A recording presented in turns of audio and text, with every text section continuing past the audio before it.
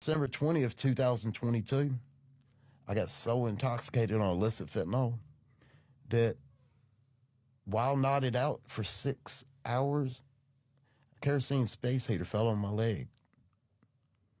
Burned. I have skin grafts that go all the way to the top here.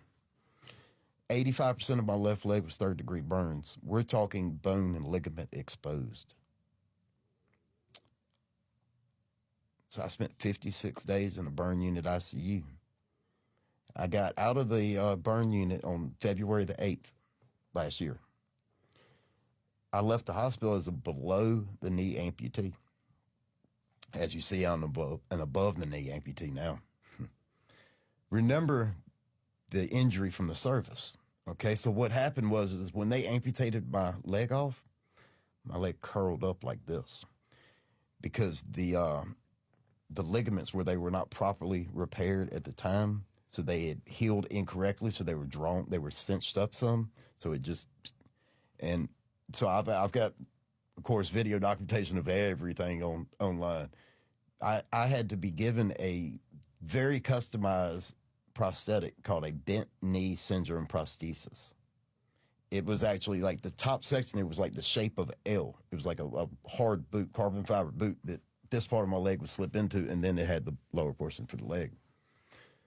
So February the 8th, I get out of the hospital. Of course, I leave in a wheelchair, you know. By May, you have two bones that go from your knee to your ankle. You have your fibula and your tibula. The fibula bone, when they done the amputation, they didn't cut it off smooth. So it began cutting me from the inside out. All of a sudden, one day I had about here, I had a bump pop up on my end of my stump. It swelled to where it got sticking out that far like a big water blister. All of a sudden, when it burst, there's something white there. My bone is sticking out of the end of my leg. So, of course, I go to the hospital and this and that. We go through, they start pumping me with antibiotics. I go through 4 different rounds of bone infections before finally in August, 7 months ago, they came to me and said, unfortunately, we're going to have to amputate more off or you're not going to make it.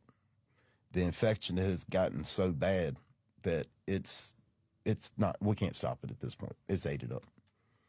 So that's why we went for an above-the-knee amputation.